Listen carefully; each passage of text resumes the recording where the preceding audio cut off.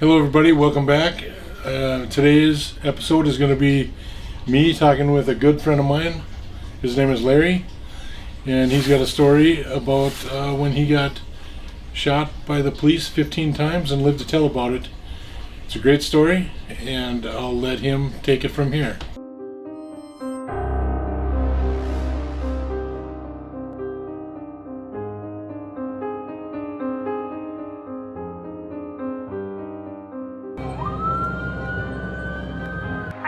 For 148 North St. Andrews, Prowler heard that scene. Oh my god, we're fucking rich.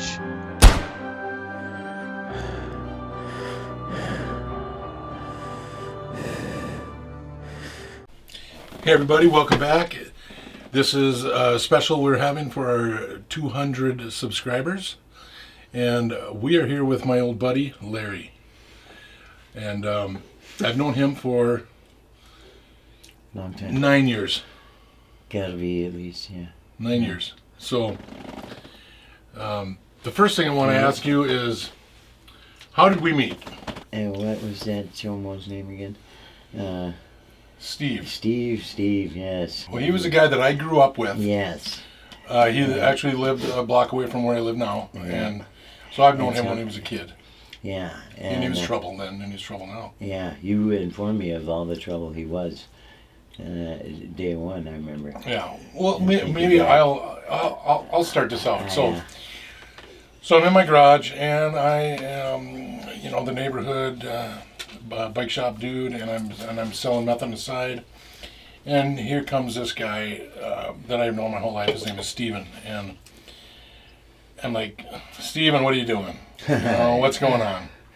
And he starts telling me that he knows that I've been pushing a lot of weight, and that he knows a guy that has a lot of connections down in the cities, and he has trouble finding someone to sell it for him. So right away I'm thinking, Yeah, set it up. I'm thinking he's up to something, and he's really stupid. So I said, well, I'll meet him, sure. I didn't expect much. What's his name? He says Larry. I said, all right. So let's set it up for the next day and something like that. And I said, well, what's in it for you? And this is exactly what he said. He said, well, I like to have meth once in a while, like a quarter paper here and there, and I just don't want to be running around town trying to find it all the time. So I know you, and I'd just like to be able to come in here with no hassles, pick up a quarter paper, and and so that's what I want. And right away I'm thinking, snitch. Yeah. Right away. Yeah. I'm thinking, wow, this guy's a snitch. So, but I know he's I not, was thinking he'd be I know he's not that bright, but I'm still up to meet anybody, So he brings in Larry, and you were kind of sketched out the first time, and you took off. Yeah, I thought for sure you were a cop. Yeah. So then the second time, did I call you a couple times, or how did? I can't remember, but anyways, you were there without him, Yeah. and so he comes over without Steven, and Yeah. so we got to hit it I off. was and curious. and a way for me to kind of prove that I'm not a cop is I let him run with my money, because cops don't let people run with their money. I gave him like $300 or something like that. He was going to go down to cities and pick up some meth and come back. Well, he didn't show up. And I'm thinking, well, first thing you always do is you check the jail rosters. Yeah. I had checked all the jail rosters. He wasn't there. So I thought, well, maybe he's, trying to rip me off, or maybe he's on hard times. It doesn't matter. I know where he lives, Yeah. because, of course, Steven told me. Yeah. So while I'm there, I started looking at the jail rosters, and I say, wow, I wonder what Steven's been up to, because I hadn't seen him in a while. I punch his name in, and he was just in the town next over in their jail 3 days ago, and on a hold from Ramsey County down in the cities on a sex crime 2. And before that, he had a sex crime 3 and a sex crime 4. So I'm like, how did he get out, So now I'm going shit. I mean, I don't even care about the money anymore. I just don't. At that point in time, I don't want anybody to go to jail. I don't want anybody to be snitched on, and I don't want the cops winning. So I went over to Larry's, and he's at his house, and I'm knocking on the door, and he's upstairs, and I don't know what he said. I can't find it. I got ripped off or whatever. And I'm going, dude, that's not why I'm here. We'll work that out. I said, Steve's a snitch. And he's like, I remember he's going, oh my God. He started freaking out and stuff. So I'm on parole. So yeah, and he's on parole, and so I'm going, don't worry, we got this. Let's stay calm. Yeah. So now we know he's a snitch, but he doesn't know we know that he's a snitch. Yeah. So yeah, and what happened after that, we don't need to tell anybody about that. But anyways, we got the word out that he was a snitch. He couldn't snitch, and he ended up going to prison or jail anyways, or maybe to another town to try and snitch there. I don't know, but yeah. So yeah, I guess I answered the question for you. Yeah, thanks. It catch me back up. One of us got shot twice in the head, so. So then, so I get to know Larry, and obviously he trusts me now, and it's like at this time, after selling meth for, I suppose it would be 12 years now, I finally come across somebody who was loyal and honorable and knew what was going on. I had been surrounded by part-timers and shit. So and I was selling full time. So I met Larry, and we hit it off, and cool. And we had a lot of fun. And then turns out that he tells me he got in some trouble back in '92 when you got. It was 97. I went, yeah. 97, he had an altercation with the police. Christmas Eve. So 97. This is a story I want you to tell us. What happened? I was stopping for a pack of Camels and to put some air in my front left tire because I had a slow leak. And I just bought an Audi 5000 Turbo Quattro CS. Was it snowing out? Lightly, but it was cold. It was Christmas Eve. I've been driving the car, in the scrapyard now, showing off. I do a lot of work in the scrapyards. So either way, I got a good hole in my front left. And it's Christmas time, of course, so, I was trying to get by as long as I could, money-wise, I had like 4 cans of Fix Flat in that front left tire, and it still leaked. And so I had to fill it every night and every morning. I was on my way to my parents in Burnsville, and coming from my job site in Belle Plaine, I was doing a hazardous waste site cleanup, and been working all day by myself trying to set up my job trailer. There was an old junkyard on the river that so I had some connections, got me in there through the DNR, whatever, and setting up my job trailer all day, and I got to make Christmas at my parents' house. And so either way, the last thing I did every evening was fill my tire. I could fill it by 11 o'clock at night, and I'd have to go fill it again in the morning by 7, or it would be on the rim, and I'd have to fill it slow, I think. So I stopped to fill my tire, and I pull into this truck stop, and I'm waiting for one of 2 or 3 spaces that can reach the little orange air machine, for a quarter or whatever it was. It was like $1 when I got out of prison, Anyways, the spaces were all full, and so I said, is anybody who's ever driven had to wait for, 1 or 2 or 3 spaces where they could reach their tire. And I seen a cop pull in and stop in front of another car. I was backed up towards 35, and 11 spaces away, as it turned out, there was another car backed up.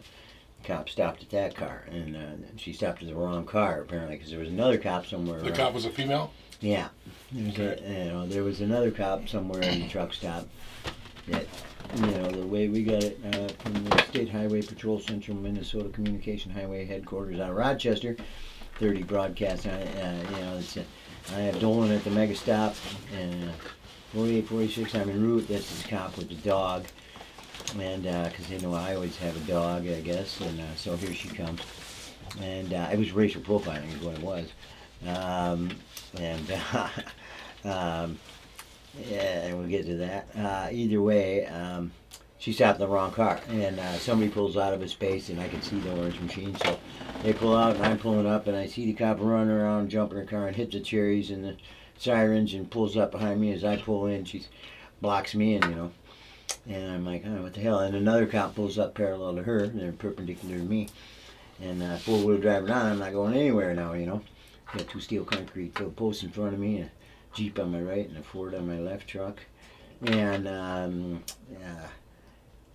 so, you know, the whole thing happens in 1:45 seconds now. It may take me a minute to tell, or 20 minutes or 2 hours, but it was 1:45 seconds from there, you know, when they're checking my license. And, so let's see. They stopped, you know, asked me where I'm coming from, where I'm going to, and I'm been working all day. I'm on my way home for Christmas with my parents, and they asked me to step out of the car. I say, why? What's this all about? Well, they say different, okay, because this is where it took off. There was two cops at my driver door. I mean, in seconds, I got the two behind me. I see one pull up on that end and one pull up on that end, you know, outside the row parking or whatever. And so there's 4 squads and 5 cops. And the second one that he pulled up, he's at my passenger door, was a lieutenant who was just sitting there waiting for his shift to end at 11 o'clock. It was 10:46 p.m. And at 10, okay, they're checking my license at 10:46 p.m. At 10:47 p.m. they're calling medical alert, squad fired, meaning they just shot somebody in an ambulance. And so that fast, you know, these things shouldn't happen that fast. And I got my bullet holes are in my armpits, my hands were up.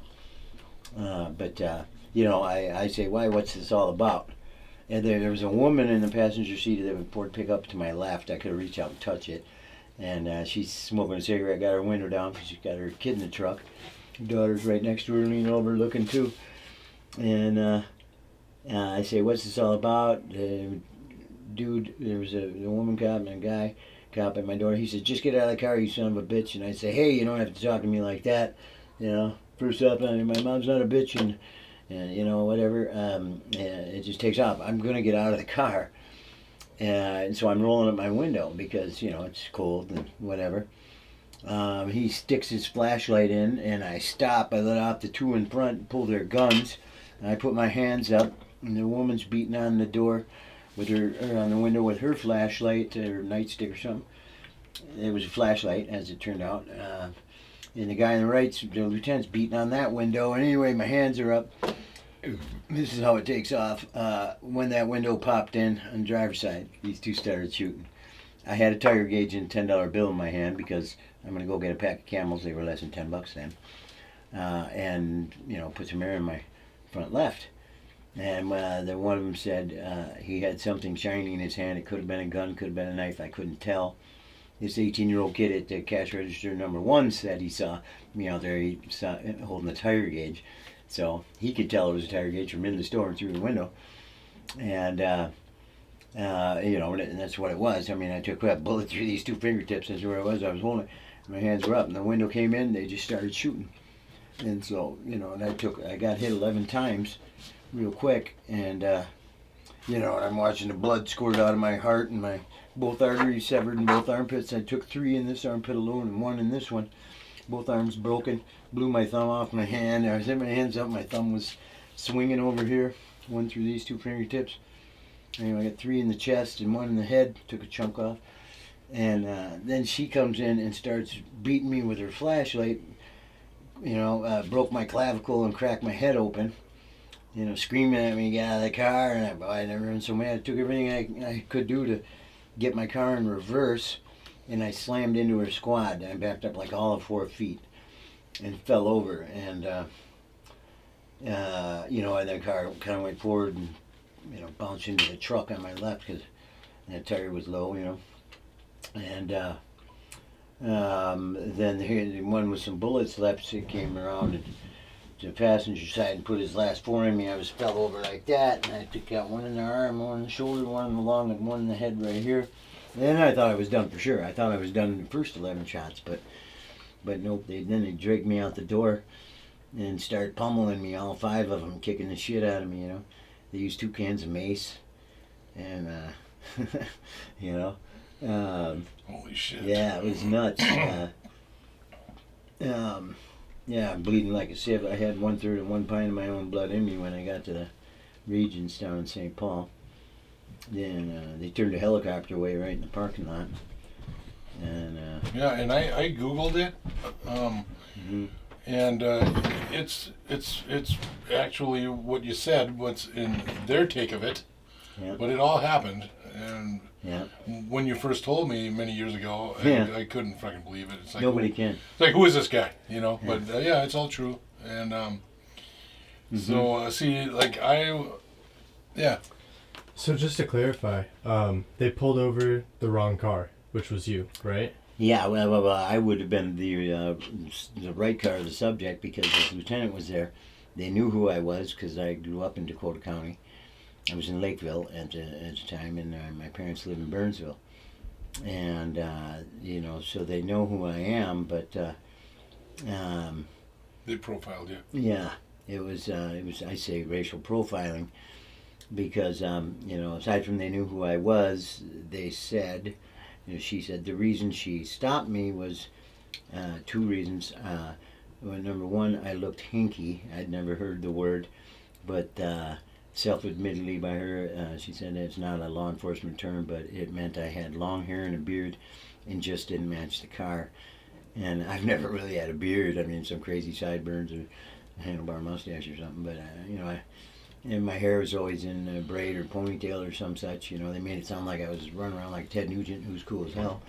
You know, but Yeah, you're an you know, individualist. long hair and a beard You've just always didn't been. match the car. It was an Yeah. 8-year-old Audi.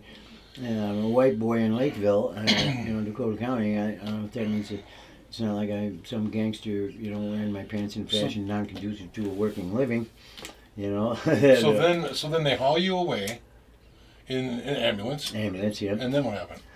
Well, they take me to the Ridges in Burnsville first, but they can't do me there because they got no brain or heart trauma center. So back out and on to 35E and downtown to St. Paul, to Regions, where when I got there I had 1/3 of 1 pint of my own blood in me. And, you know, I'm awake for this whole thing or there. Yeah, I can remember, you know, getting into the operating room or wherever that you are. You know, and the doctor that, you know, was the one that's probably saved my life, Dr. Gooley. Yeah, I'm looking right in the eyes. He's above me. He's like, on 3, you know, they're going to move me from the stretcher to the table. And it was lights out when they picked me up, you know. So is it safe to say that the fact that they didn't think you were going to make it is the only reason you made it? Yeah. I think so. To put it, Yeah, they really didn't think I would. And they or told the me cop, that. the police The didn't think doctors. you were going to make it, and that's Yeah. the only thing that saved you. Yeah. Yeah. Kind of, you know. Yeah, because they don't know how much So then, okay, function I got. you went into surgery. Yeah, they take 4 out of me, 1 out of my heart, 1 out of my head, and 1 out of each arm, because both my arteries were severed. And you know, as it is, I got I got 1 in this forearm too. You know, you can see there on the bottom of my arm. So even in the dark, you can see this one here. They took it out right there 4 or 5 years later. I went in right there, one through these 2 fingertips, another one right there. You know, broke my arm, severed the artery, and 3 in this armpit, and blew my thumb off, and all. And 3 in the chest, 1 right in the heart, and chest. Still got this one in the lung. Still got a few in me. You know, 1 of my rotator cuffs. You know, after I fell over dead, and they put the 4 in me. I still got this one in the rotator cuff, and 1 in the lung back here. Well, they took the 1 out of my head, 1 out of each armpit, and the 1 out of my heart.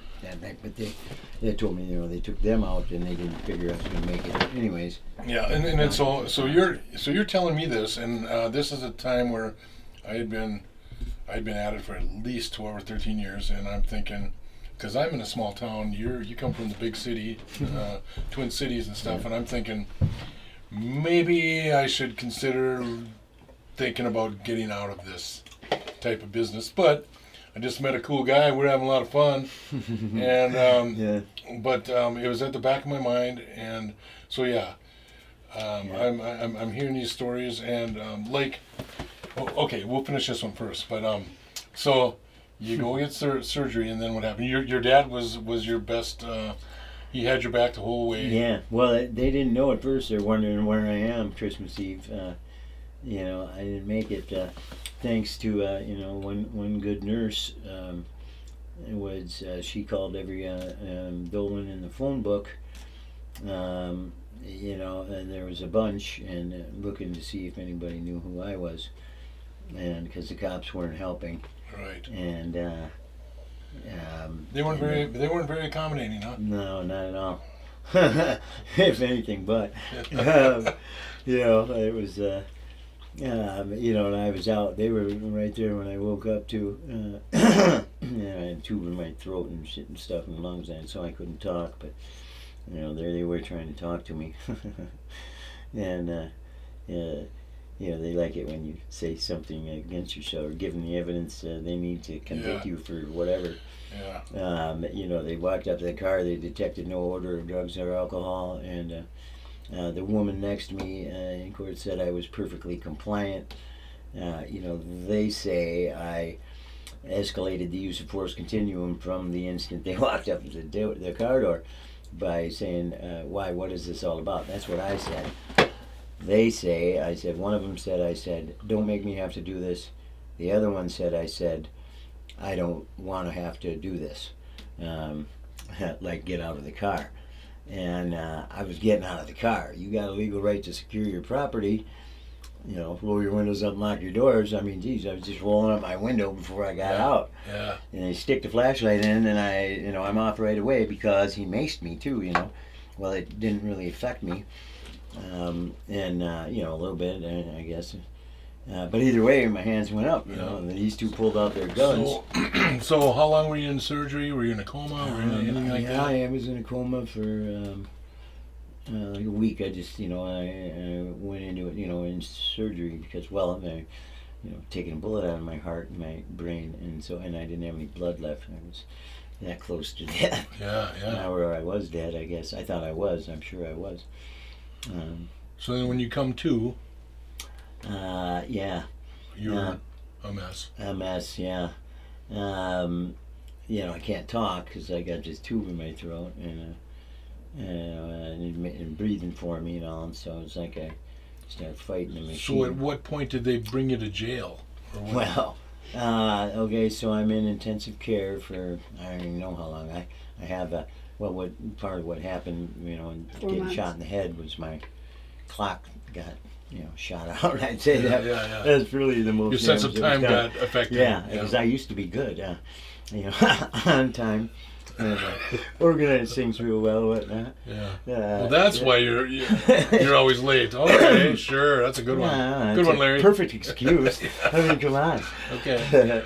I've been looking for that excuse my whole I'll life. never question it again. Thanks. It's, yeah, my best friends. They don't put up with it.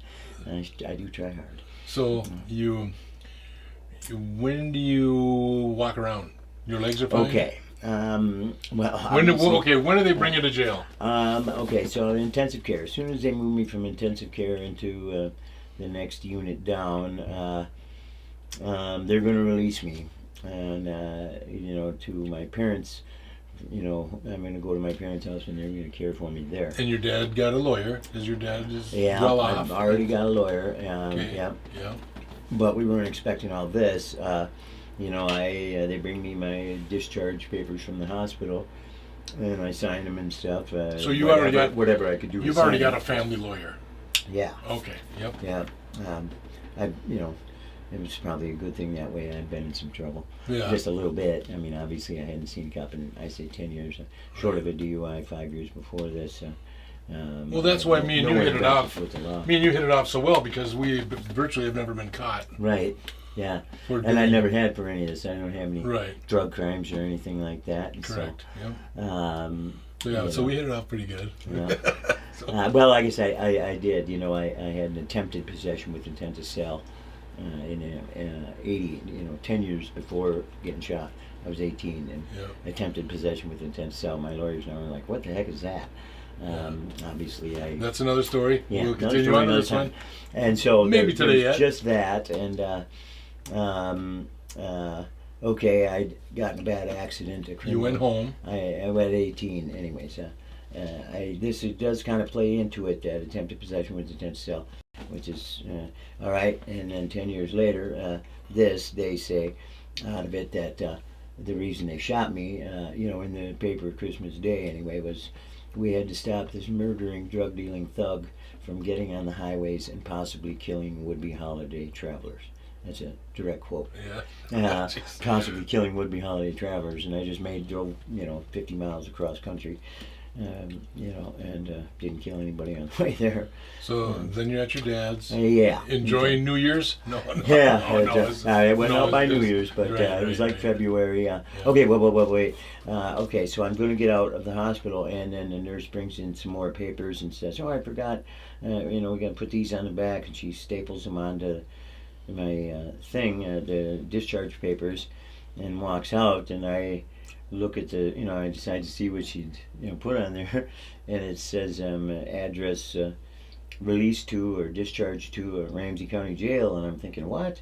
And in walk a couple fat deputies, and trying to figure out how they're going to handcuff me. They handcuff my feet to a wheelchair and take me away, and just like that, put me in Oak Park Heights, where there's a prison infirmary. I'd never been to prison before. Here now I'm in a Supermax, and at the end of a long dark hallway, and my parents come to pick me up, and nobody knows nothing at the hospital, and they never did let him in. I was there for about a month. I didn't have And that's when your glasses. dad was starting to get a little miffed. Yeah, yeah, and so get me an attorney and stuff. That's when that happened. Yeah. Okay, and the only person that got in was a friend of mine I grew up playing hockey with.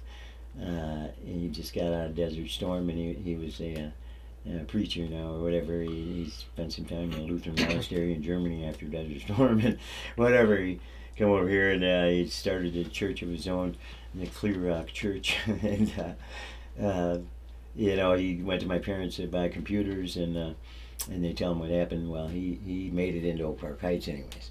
That's the only he got in being clergy, And right now I gotta Cool. interject one thing Yeah. is to make a point. Like, you had a great upbringing, I'd say and I had a great I was upbringing. privileged. So yeah. I mean, it was yeah, good. I'd have to agree. Good morals and You know, values, and We had cabins Yes. and lake shores and all Sure. this stuff, and drug addiction does not discriminate. right. Me and him are living proof of that. Yeah, But, I'd say. Yeah. So, anyways, go ahead. Yeah, so being I'd had that trouble at 18, and then this, well, my parents wanted to keep this stuff like the newspaper from Christmas Day, and when from me, I ended up seeing him. A cousin of mine had come by, and he had all the clippings of the newspapers, and I hadn't seen Yeah. that stuff yet. And then I was really incensed, about calling me a murdering, drug dealing thug, Yeah. because I got an attempted possession with intent to sell at 18, and criminal vehicular operation. It was a bad accident. I'm horribly sorry for it. But, I can't hardly believe it. And they're just going with this. I had that too Yeah. with the media, with Yeah. my stuff too. Yeah, I mean, geez, who did we offend? Dang, I mean, you gave me one of my best lines. I say it all the time. Who do their efforts serve? These people, people like Steve Rodelius and Yeah. whatever homo guy he is. So then, Okay. you go to prison, and well, Yeah. you got the court case, which Yeah. which failed. We don't need to go into all that Yeah. because I mean we could, but Yeah, so it's just- you go to prison, Yeah, and 10 months later, I'm in prison. and for how long? I got 4 years. 4 years. Yeah, and for second-degree assault on a police officer. They say they said my car was the weapon that Yeah. they claim when I backed up that I hit the woman cop and she flew through the air and landed on her shoulder, and now she couldn't saddle her horse. Her shoulder hurt from from the recoil from the gun, probably. She didn't have her gun out. She was the one beating Oh. me with her flashlight. Oh, okay. Yeah, the two in front were shooting. The rotator cuff. Yeah, that one probably was carried. an OIT, an officer in training. It was his first week on the force. He'd only been on like 3 days.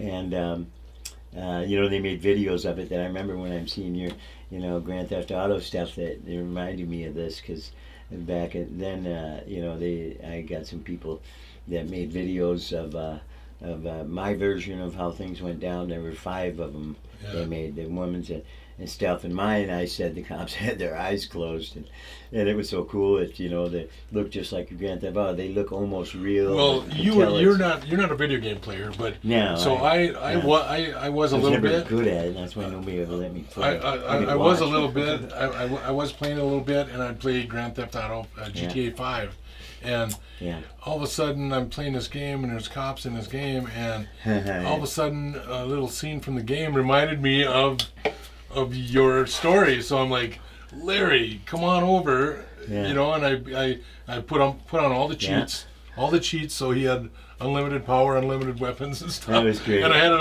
on a sheet in my garage with a projector. Yeah. And I was like I slowly taught him how to play the game, but you were having fun, right? Yeah. I mean, I remember like it was yesterday. You were like, no. It took me a second to get the handle on it. I could do Road Rash, which was my favorite game on PlayStation 2, and it still is.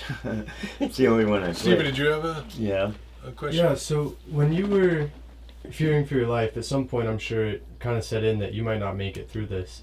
Oh yeah. What went through your mind in that moment? I was angry, I gotta say, at the cops, at the police. Now I'm angry. Anyways, it shouldn't have happened. It just shouldn't have happened. I like guns, a lot myself. I'd say I'm a gun aficionado, but and they get to carry them around and shoot people for nothing. And my hands were in the air, and I was holding a freaking tire gauge. The one saying it could have been a gun, could have been a knife. I couldn't tell. Well, you shouldn't be shooting then, So right before they sentence you, your father got to say his piece. No, this was. What was that This about? was great. I'm about to get out of prison now. Okay. This is like November '02 or something, and they know I'm about to get out of prison. They know I'm going to sue for excessive use of force, which I walked away from. Everybody's like, "Where's your millions?" And believe me, that was pretty stupid too. But I had some interventions with the law. They were trying to kill me after I got out of prison. Again, I don't know. They cut my braid off with my own knife on the side of the road. Broad daylight, beating down, threw me in jail, wanted me to narc on somebody.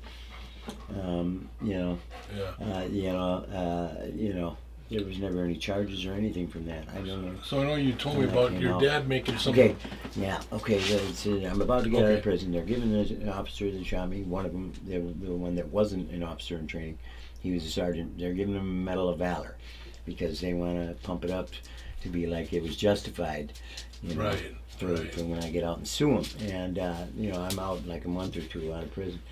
The guy just got murdered that day in prison, and then we're all locked down. The whole prison's locked down, and all of a sudden everybody's screaming, Dolan, Iron Man, turn on Channel 9. And I turn on Channel 9. And so my dad was in the City Hall, Lakeville City Hall. He stepped up the podium at this thing where they're giving the Medal of Valor. And he's like, my name's Dick Dolan. I'm the father of Larry Dolan. My son was shot 15 times by the Lakeville police on Christmas Eve. And the mayor's like, shut it off. And they shut it off. And my dad swats the microphone off the podium and knocks it over. And I was like, I will be heard. I didn't know any of this was going on. I couldn't believe it. And they had, a bunch of my people out there, like 200 people outside, with my car on a trailer, bullet holes in the windshield and whatnot. And, and signs or whatever, and then it showed him 6 cops trying to throw my dad out. They bum rushed him inside there, and he was knocking them down good. He never hit the ground, 6 of them, and they got him to the front door and pushed him out, and that was pretty cool. You mentioned that your nickname was Iron Man. Yeah, I had a welding business. Yeah. Started You remember 5 years prior to this. when we were doing foilies, and I said, Your new name Tin is Man. Tinfoil Tin Man, Man. or the Yeah. Tin Man. or Yeah, I something. think that was it. You gotta say. Yeah, you fucking Kick and- you in the shin and- for that one. Yeah, yeah, so so- I'm a master of metals, and tinfoil happens to be yeah, metal. right. Yeah, Tin Lizzies. Yeah, yeah, it's a good metal. It was a necessary component in in our lives. So, so then you get out of prison, Yeah. because we don't want to go into the whole prison thing. Yeah. But you get out of prison and you're on probation, and then you came to St. Cloud. Well, what happened? Okay, well, now I did get out of prison and come to St. Cloud from prison to here because I had a friend that lived right over. I was just showing her Yeah. in Wade Park. That's where I first met you. Yes. Yeah. Yeah. Yeah. I love that place. And you got a good job, Yeah. Right. I did. and that's that. when you met me, and Yeah. Yeah. maybe I loving that influenced place. you or whatever, And and I we quit just my job. we just said we're gonna do this now. Yeah. Or something. Yeah. But anyways, Yeah, who needs to work? so here's a question that I only recently thought of it because it was only recently possible for me to think about it. Oh yeah. But you're from the cities.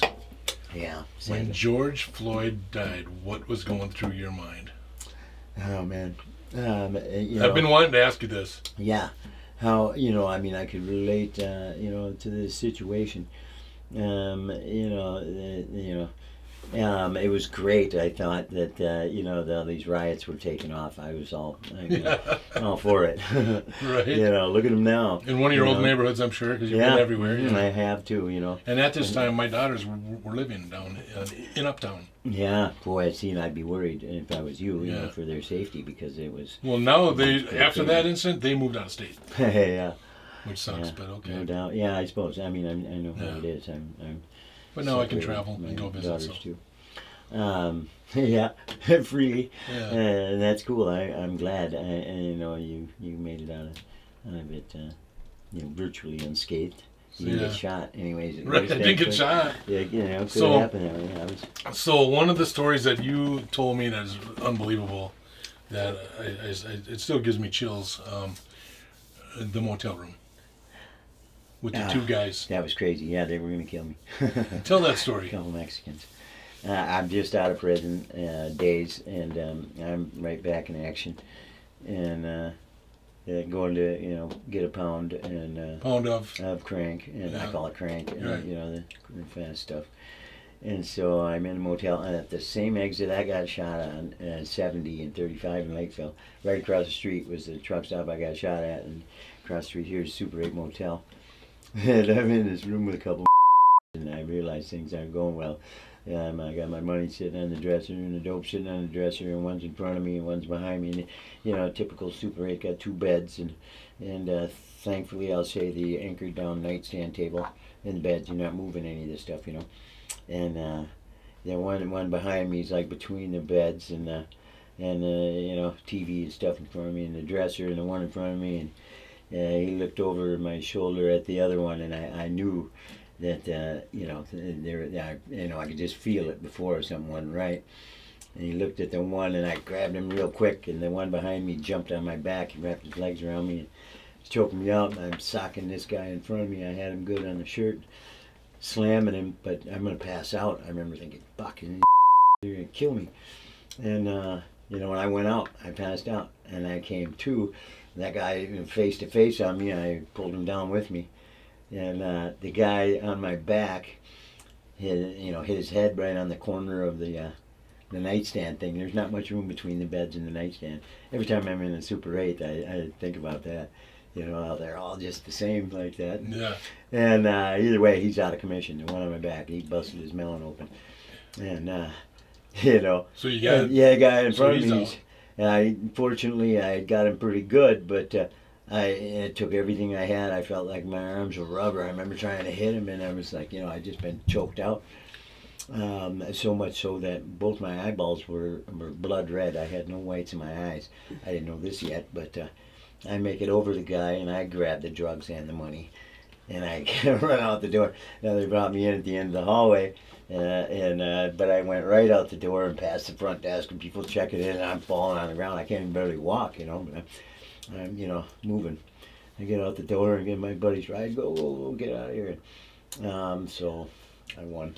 But then, I got the stuff. but then you had an appointment with your Yes, my attorney. with your attorney. Yeah, okay, the next day. Yeah. And, okay, but both my eyes are blood red, so I'm wearing my state-issued glasses, which everybody calls it Chomo 2000s. I liked them.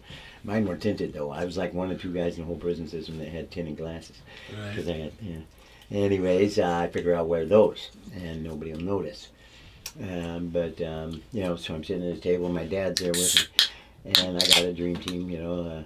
Had a Canadian guy, I really liked him a lot. You know, the Canadians are tough. And, you know, people that sue cops, pretty rare anyways. Yeah. And lawyers and what. And so this guy's going on, and all of a sudden he's like, my God, your eyes, what happened to your eyes? And I'm like, nothing, just go on. And my dad's like, you know, answer him, Larry, you know. And I, okay. All right, and I tell him the story. Why, I don't know. I got shot twice in the head. Anyway, I tell him the story, and then everybody's yelling at me, you know. And the lawyer's like, you know, see, this is it, you know, thinking, you know, cops are, there's bad enough the cops are trying to kill me, and somebody else, you know, he's like, you know, if you're going to keep going like this, you know, you're going to ruin your lawsuit. I never really cared to sue anybody or whatever. Yeah. I'm thinking, now, why couldn't somebody keep me in line? I mean, that happened. Yeah, that's right. Holy shit. You know, I just always wanted to work, and I always have. I never wanted to be handicapped. Okay, so we're going to take a little break right here, and we'll be right back. And probably everybody else wants to hear. Do you remember when Ace stole your dog? I sure do. Tell us the story. I can't believe it. And I had to walk. He ditched me. What, 15 miles out of town? Up 15 miles. And I walked all the way into town. Mad as hell. And I tried to take up shortcuts across country. And of course, it's a lot of swampland north of here. You know, I had to get on the highway. But you had your 115. phone yet? It was dead. Okay. It died. Because I was in the woods when he did it. And he took my dog and ditched me. Took off. And Stole his dog. Straight stolen. And he remembered about my harness and stuff. And then you let me know he was coming through. Well, then you called me and said, "Hey, that motherfucker stole my dog." Yeah. So I said, "Well, let me handle this," and Yeah. Thank you very much. I called him up, said, "Hey, my dog had just ate something poisonous or something. I made up some story that my dog died and I need a dog. Do you know where I can find a dog?" Or something goofy like that, I said. Yeah. And he said, and he didn't know that I knew you. Yep. And he says, yeah, I got a dog. Funny thing is, this dog's master just died, or something like that, he said. I said, really, what kind is it? Well, it's a big yellow dog. I said, cool, bring him in. What do you want? 8-ball for it? 2 8-balls for it? Whatever you want, man. Yeah. I need a dog to watch my stuff, a watchdog, you know. So he said, sure, I'll be in. Give me 45 minutes or something. I said, all right. So then I called you, and I said, Larry, I got your dog. I said, come on over. And you came over. We're sitting in the garage, waiting for him, and then knock on the door. We hear his truck pull up. We hear him. He knocks on the door, and I said, come in and take over from here. Yeah, it was great. He comes through the door. I remember his mouth just dropping, his jaw just dropped when he saw me there. You know, I was behind the door and shut the door on him. You know, we weren't going to let him out. And I had a sap that I made from, you know, it was one of the things he'd throw in the tree, lined up in the tree. And, you know, you give me, I whipped it up real quick, made a blackjack out of it. And you know, you fucker, that guy. So why did you take your dog? I can't To figure sell it. him to someone Yeah. like me or He was something. that kind of guy. Yeah, he's that kind of Because guy. this dog was so awesome, and everybody loved him everywhere I went, and that's why. Yeah. You know, he just wanted that. You know, some people they can't stand to see other people's happiness or joy or Yeah. have something. Some people can be happy with next to nothing, and You know. and some people get jealous of being Yeah. happy. And so they're gonna steal, you know, this, you know, something, this thing, item from these people. Yeah. You know, they gotta steal it. And this same guy He He went was a to real another friend of scumbag. mine. He went to another friend of mine and rented a lawnmower from him, a really nice lawnmower, and he rented from him, and then he brought it back, and he said, "I'll buy that lawnmower from you," and he said, "No, it's not for sale. Come on, I'll give you this much, give you this much." "No, it's not for sale." So then that night when my friend was gone, he came back the next day, and guess what? The lawnmower's gone. He came back and broke in and stole the lawnmower anyways. That was him. And then he called me, and we had to go and find the lawnmower. And I found the lawnmower for him. So is that kind of a common thing to happen in the underground in the world of meth and dealing with crazy people? Well, it is is kind of, you know. Thievery, they will steal something, and it's always charge it to the game. Yeah, I don't like that. It's I bullshit. don't accept, you know, Yeah. excusing behavior, you know, because it's just how it is, and that's not how Yeah, it some of is. them actually will steal from their friends, and then they'll just look at it as, now I get to steal from him. Yeah, there's a joke about what's the difference between a tweaker and a crackhead. A crackhead will steal your wallet. A tweaker will steal your wallet and help you look for it later. Yeah, You know. exactly. Yeah. Yeah. They are quite conniving, and you know that's made for TV, movie, drama stuff, I guess, And the thing is, they're all very resourceful, but they're just and not as resourceful as us. no, not You at know, all. No. they're simple chimps in my book. Yeah. You know. So yeah. What else we got? I mean, we got to set a standard or live by a standard, right? And you can't lower the standard. Right. I figure, you know, no matter what a person does. What's the biggest struggle of just day-to-day life living in that culture, in your opinion? How do I get high today? Well, where am I going to go steal something from somebody so I can trade it off and get high? No, it's that's, you know, I get the biggest struggle, and see, for me, is not to be looked at like them. I guess I never wanted to be one of them, and I'm not. So, you know, I don't think I am. You know, I presume that because of you know, what I am doing at the time or whatever, you know, drug wise. So keeping yourself on the good side of things? I always tried to, yeah. You know, I mean, I got morals and values. I say still superior to most. Yeah. You know? Yeah, and like me, I just try and do the next right thing. Right. Just try and do the next right thing, and like I always say, everybody knows the difference between right and wrong, unless you're a psycho or a sociopath or something. Everybody knows what the difference between right and wrong, so you can just do the next right thing, and things usually turn out right. You know, lying, honesty is big. You know, big thing, loyalty and stuff like that. But yeah, you know, and then I didn't tell you this, but I also got into Stoicism, Stoic philosophy. Oh yeah. Yeah. Cool as heck. You know what that is? I'm sure you do I'd because say, you live it already. Yeah. But you can't. The main thing is why be mad about something you can't control, like the weather, Right. like right. the stoplight. You know, people may treat you badly, but there's no reason to get angry. But you are in control of how you react to it. So you know Right. it helps with anger and stuff like that. Yeah. I, you know, think why make a bad situation worse? Yeah, I guess how I Yeah, do well, things. I mean, from my own end of it, you know, when somebody does make it worse, you know, woe be them, I guess. yeah. If they do it to me. But you are a strong believer in karma. Yep. Yeah, me too. Yep, for sure. You know, I don't have to try and do it right. You know, I guess. I figure I do. You know. How important is it to have a father that believes in you? I mean, even when I was a kid, there was times when me and my mom didn't get along. Well, we still don't very well sometimes, but But like my dad, he was a really smart guy. I'm Yeah. thinking your dad is too. Right. Actually, And, we're a lot alike. There was times where my father knew something was up, and he always supported me. He had my back and stuff like that. And I feel that we're kind of similar in that way. Yeah, we sure were. I mean, I knew your dad better than you knew mine, I guess. I mean, you talked to him on the phone maybe, but Yeah. sort of that. I mean, I always thought they were extremely similar, Yeah. you know.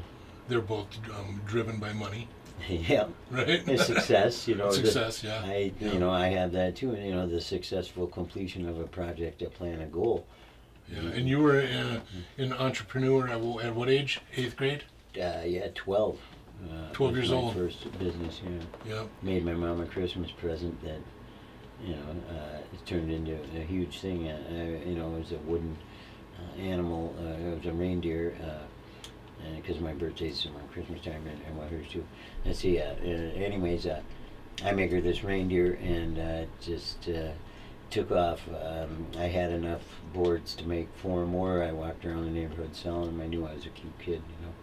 And they sold, and so with that money I got, my mom took me down to Montgomery Wards in St. Paul. And I bought a bandsaw and a belt sander and some more boards and made them and was selling them. And I was at a boutique or a thing. I rented a table for $12. It was right next to Snyder Drugs. Some guy comes out of Snyder Drugs and wants 5,000 reindeer for next Christmas. And I'm like, wow, you know. So now I'm, you know, buying a snowmobile and a 3-wheeler. I bought an ATV first and a couple snowmobiles and Yeah, Bob the Builder had nothing on you, right? no, yeah, you know, and everybody, I had all my friends work for me and the girls and stuff, and you know, coming up in junior high. So I mean, I got to be my own boss that way, and independent contractor is how my dad likes to put it, instead of self-employed, you know. Right. But it took off because I was selling them to Snyder's, and then Bachman's was, you know, near me where I grew up, and I was in the landscaping thing and whatever. I went to, of course, they bought millions and sold from the reindeers. It was an Easter bunny, and I got a patent on this thing. It was interchangeable heads and tails, and you know, made the Easter bunny for Easter. You know, you could have the same body and buy a different head and tail, and then it was you know, horses and a unicorn and elephants with pink or blue ears and a giraffe. You know, I made all this stuff, and Yeah. they were just selling Cool. like hotcakes. That's awesome. You know, I mean, I was just So I like to work. So another thing, I wanted to ask you about another thing that happened when we were friends back in the day. Remember when that big trap house down the road? Yeah. Yeah. And Josie's. yeah, and you moved into the little playhouse in the backyard. Yeah. And it was Yeah. it was him and his dog. And Yeah. one time I said, how can you live in that thing? And you I did answered, very nice. you loved it. Yeah, I did. It was great. It was awesome. This place was, you know, it was like the original cabin built on that property. Yeah. While they built the house, you know, and then I don't know if the servants lived out there or something after. It was. It was little tiny, though. It was tiny. It was tiny. You could barely Enough for stand up. enough for all his personal belongings. Yeah. Which was probably a couple backpacks.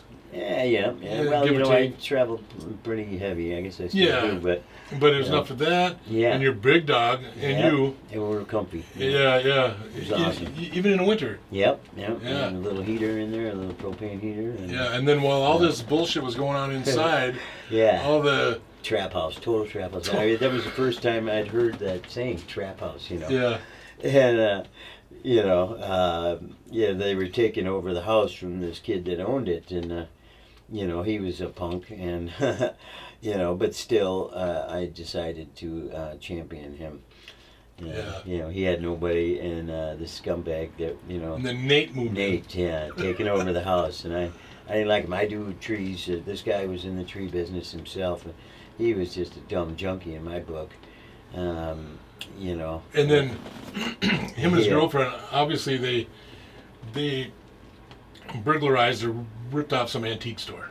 Yeah, And so they had all these antiques. I And, like antiques too. And so one time when he was down and out, when Nate was getting kicked out of there or whatever, Mhm. he calls me and you up, and he called me up and says, come on over. You can Yeah. you can take whatever you want. I need some money. I'm really hard up. So I went over there and Yeah.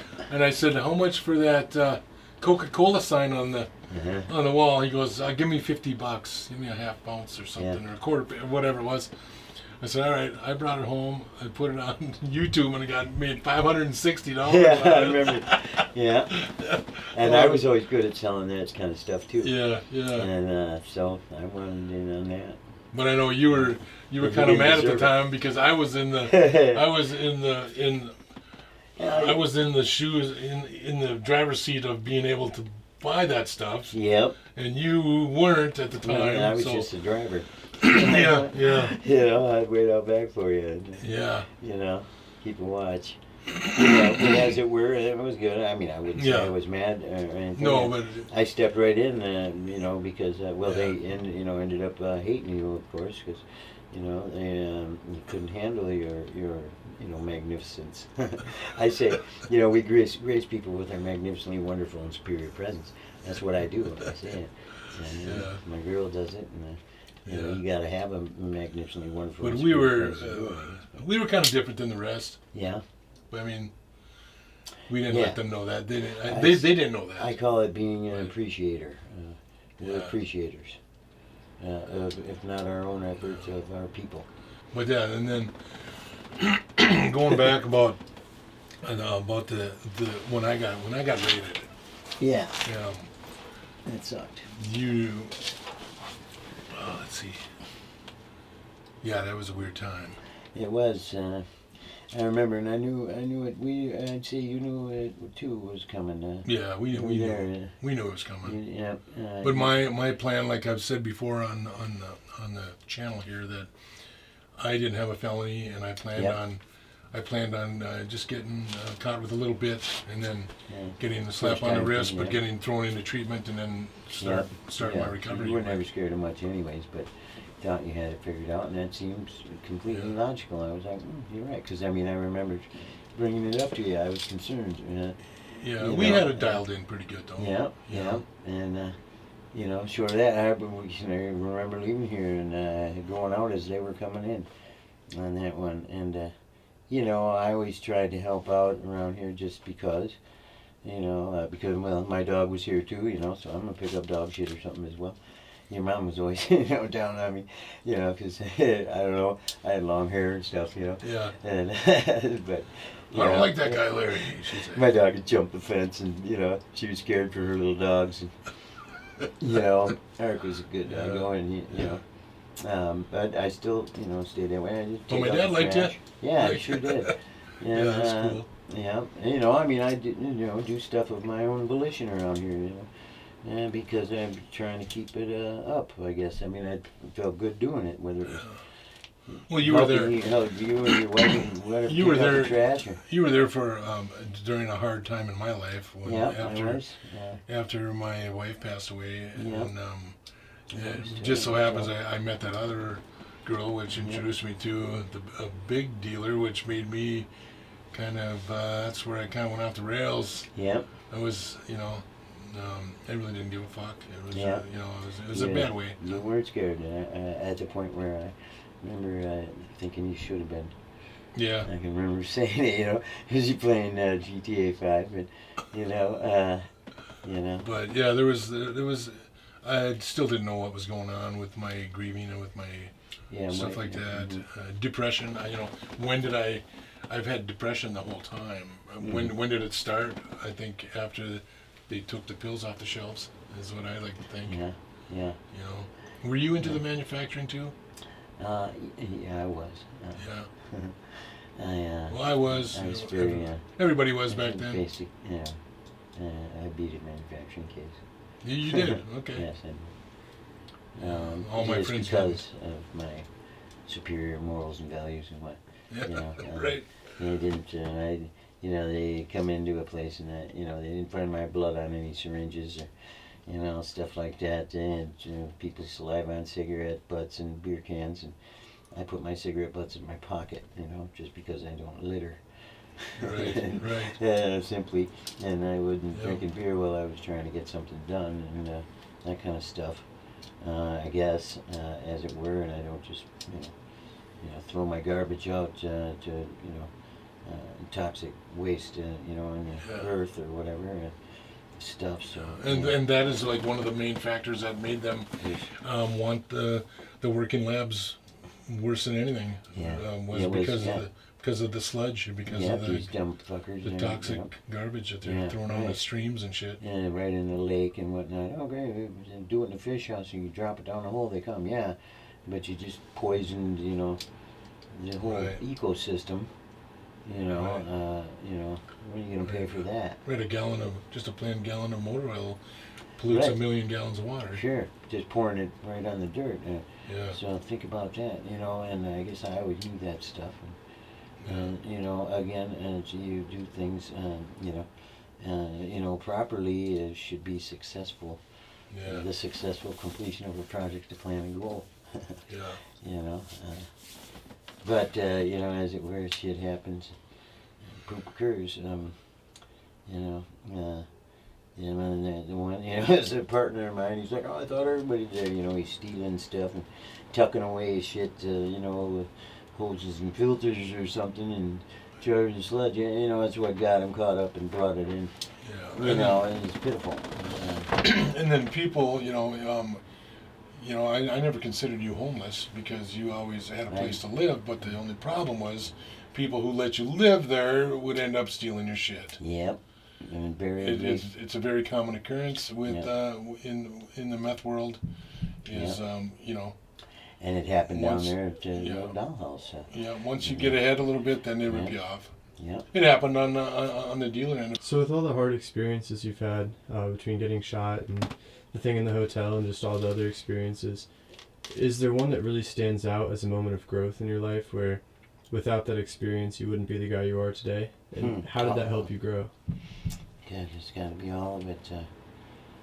It's made me Iron Man. Anyone that stands out as one, I can't hardly say. Some would say I keep on going, doing the same thing. I think I do it a little better every time if I can. And life without change is death. It's just, so how can I come up against so many occurrences where I have all these, flaming hoops to jump through and hurdles and run the gauntlet, or have the law on me? I don't know why. I figure because I'm not doing anything wrong, Right. I still would think that, whatever my choices were, if it comes to, doing drugs or something, there's, everything's could be bad for you. But no, you still have.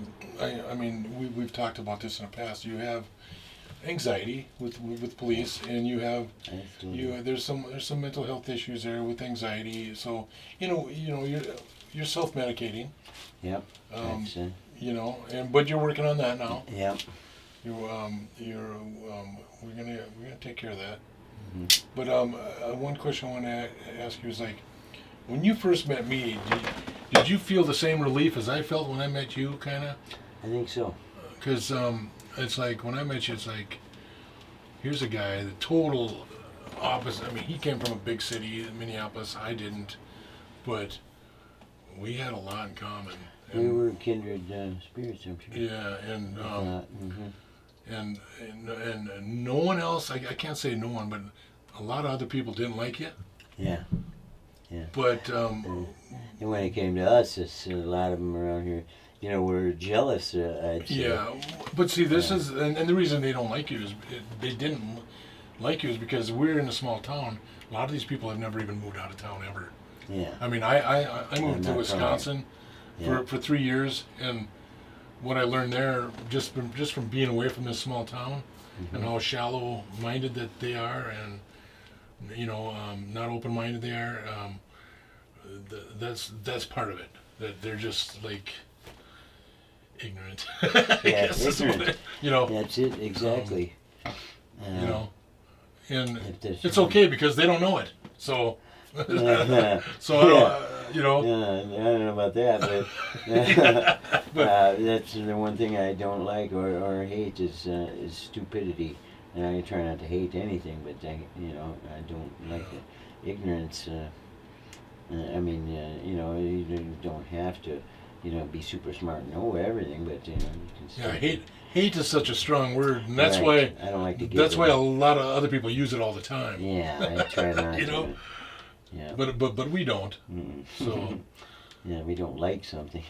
yeah. Look out for that, I guess. Yeah, if we don't like something, we just look Stick for it something away. else. You know. I'd say, Larry, that you have nothing but love in you. You know. I'm a lover of life, metal fabricator extraordinary, appreciator of all. Yeah. That's what I've always said. If nothing else. So So speaking of hate, how did you make peace with what happened to you with the cops? I still it's wrong, and it always will be. And so, how have I? I don't blame all cops for sure. This crew, they were an ignorant bunch, for sure. And they're supposed to have a system of their own. The lieutenant that was at the passenger door should have taken control of the situation. It never should have happened in a minute and 45 seconds. It shouldn't happen at all that they shot me. do you get a little anxiety just going through that town or going through that area? Still? Yeah, I think so. And I, was just through there the other day. How about when you see a female cop? And it's funny. I've had some interventions with female cops, and one championed me one time because there was like a dozen male cops. My truck had taken off; it was recalled for an ignition thing. It'd just take off on its own, but whatever. And mine did, and I run into a pole. I would have killed somebody. It was right before Christmas, and people are buying Christmas trees. It's this nursery, and there's a Super America, post office across the street, and there's rush hour traffic, and there's a bus stop in front of me.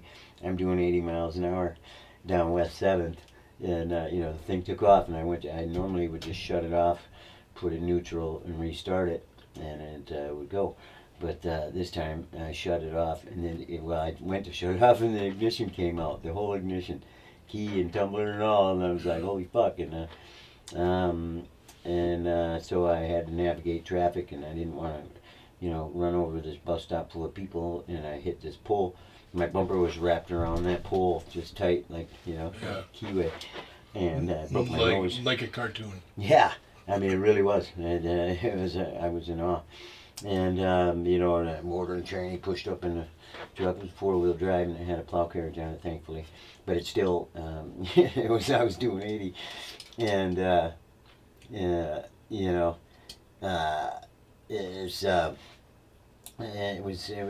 was a crazy one. Okay, so all these cops, they're like, what the fuck, you had to be doing 50, 80 miles an hour, what the fuck are you on? And I'm like, nothing, man, it just took off on me. I'm trying to tell them. Whatever, a woman cop came across the street and with this guy who was telling her that his truck had done the same thing, been called for it, and she kind of toned him down, which was kind of amazing because usually women cops, I don't know, find me attractive or something, and if they're the bulldog kind, they my manliness makes them question their manliness, I guess, because they're attracted to it, I think, and that's what usually takes that off. And then some male cops show up and the bravado thing, they got to kick my ass for her. She don't want them either because they're men, and I don't know. I've had these things. You've had time to think about these theories. Yeah, it's Me and too. so it was no surprise that Christmas Eve there was this woman cop saying that she stopped me because I looked hinky, Yeah. and she explained that I had long hair and a beard and just didn't match the car, an 8-year-old car. Hey, so getting back to your prison stay, what, if anything, made the time go a little faster? What did you do in there to make it tolerable? To make the best of a bad situation. Yeah. Let's see. Well, some things I'm sure. I mean, I kept myself busy. I don't want any more charges against myself, but I did have a good time there, I gotta say. You know, made the best of a bad situation. I worked in a welding shop, of course, and And everybody knows that drugs are available. And yeah, and so I, did what I Yeah. could there. You know. what was your hustle in jail? Everybody has one. Sure.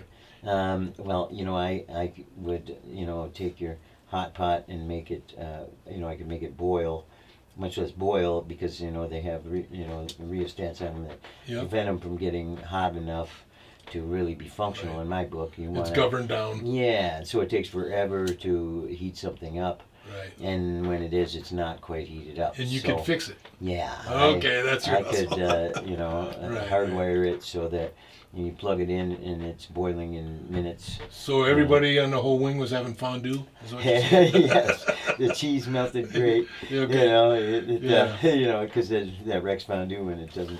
the And cheese just is melting. just for the That viewers, was it. just for the viewers, what were some of the hustles? I know there's haircuts, there's Yeah, sex.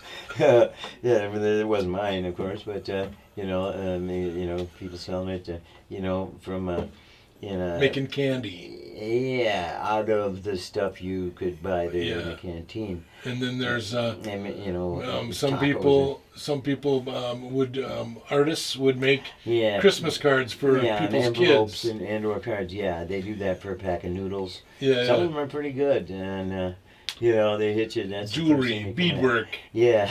Oh, that's it, right? Yeah. Yeah. Yeah, I've never to been where there, but I I know a would little hook bit up about your it. speaker and the TV. You buy a TV, and they disconnect the speakers in there. You Yeah. have to wear headphones, and so I could also hook up the speaker. Well, you got to take these things apart, and so I could smuggle drill bits on my glasses, and go to the metal detectors with that. And that's how I would get into Right. said things, and and then that led me to. Guitar strings for tattoo guns. And, then I was making tattoo guns because I had a guy in O Engineering and another guy getting me motors from the Computers for Schools thing. And the guy in O Engineering nerdling up, parts. I made tattoo guns for $1,000. Now I was doing pretty good because things are expensive in there. So you're doing pretty good. You $100. were pretty high too then. Yeah. Okay. And by this point, because it's I don't have my Yeah. family sending me in all this money every week, and some work really hard. Their hustle is just hustling chicks out there or something and getting Yeah. money, and they do pretty good, I guess. Yeah.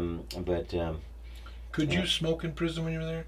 Cigarettes? yeah, when I first got there, but then they took that Yeah. away. Yeah. So also, me, being a thinker, they told us that by next January, and there's going to be no more smoking. So the logic would be to put away as much tobacco as you could. They sell tobacco there, cans and what. Yeah. So I invested in that and stuffing, say the welding curtains in the shop, they're made of tubes.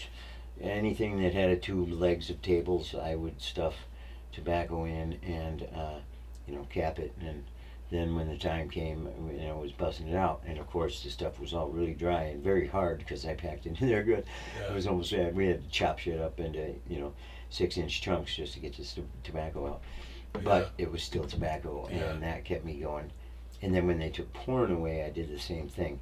I was like, oh, we did this with tobacco, and I put the porn in there, and now the You were stuff in there sells cutting huge. pictures out and You stuff. bet. But Yeah. just the littlest picture from an advertisement in the back is $1, and a whole page picture, is 100, and they would pay. And yeah. so I was a purveyor of porn, and I like that. I mean, I'd say all porn is good porn, except for gay porn, whatever, type of stuff. But Yeah. yeah, and so I did pretty well that way. Yeah. And I was a banker too then. I did the store thing for a minute. You could sell stuff. A person would buy one and pay back 2. Well, you were like the guy in the movie. Yeah. Well, and I got out of that because that's a lot of work. And but somebody's got to grub stake these things. Because you come in. You got to have the chips and the noodles and candy bars in order to roll. And Coffee. yeah, it was big. Coffee was big. Yeah. It And always so, is. you know, and then, for me, the currency was, Superway protein creatine, you know. Big tubs, they were $30, was the most expensive thing. I can remember they came to my cell and I had my locker full of my bins, you know, I had too much, property is what it came down to. Yeah. Yeah, but they, Yeah. that was, Did you yeah, even eat the lunch that they gave? never. Never. I No, didn't think so. No. I didn't either. Just Yeah, when it I was was in gross. county. Yeah. And, in prison's that much better, I'd say, but, no, I never did. I did pretty good. Yeah. I also made, weights out in the shop and sold them, plates, and the guy, engineering, the Oh, for same pumping guy. iron. I had him knurling up the bars. It looked just like the stuff you buy in the street, Yeah. cast iron weights. And, he put the plates on and all, he, was knurling them up and threading the ends. For dumbbells and shit. Yeah. Oh, yeah. And that was big. Were you really buffed? Did you lift weights a I lot? could do 315 and 6 plates. Yeah. I never wanted to be buff. You're better being mean fighting machine, I'd say. Yeah, And I could you're bench 6 plates. you were really tough when I met you, but so was I. Yeah. A little tougher, I guess. Yeah. Because I can remember when you came to my house, he had your mouth guard in. And, I used to love it. We go places. He'd put that in first. Oh, wait a minute. Just in case he, you always Yeah. had good teeth, and so did I. And you got. Well, it gave you an edge. Yeah. Yeah. Anything Yeah. for an edge, Yeah. you know. Yeah. Yeah. Vanity. Yeah. Yeah. Yeah, that's good times. It was different. Yeah. What else? There's plenty of dumb fuckers out there to go pound on, I guess. That got it coming, I guess. And it seemed like even for me and you and everybody else in the meth world, you would, at times you'd get one step forward, and someone would come up and make you take 2 steps back. Yep. It wasn't even the cops that we were Right, fighting it's our with. own people, or what's supposed Yeah. to be our own people. Yeah, it's our own. It was your own people. It's not like You fuck up a good thing, who Yeah. wants to wasted efforts. We put a lot of effort in. I mean, there would be people stopping by my garage every day, 3 times a day, and I'd get them high. And then one day I would give them a gram, and then they wouldn't come back for a month. It's like you just passed up 3 highs a day for a whole month when all you could have just done is come back with $30 or $50.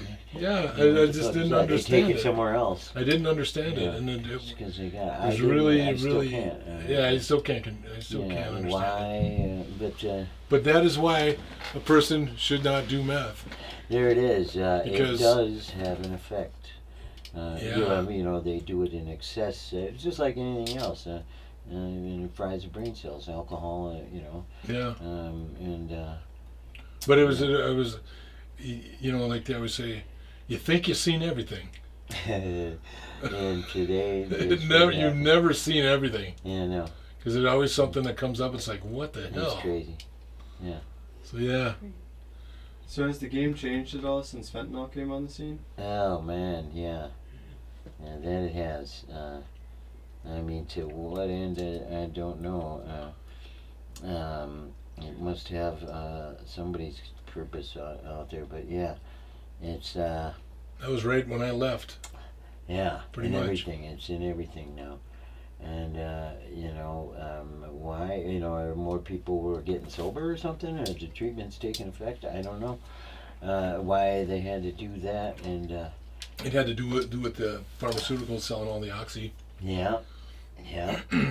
And that's then, where it began. And OxyContin. then the criminals wanted to take some of that money, Yeah. so they.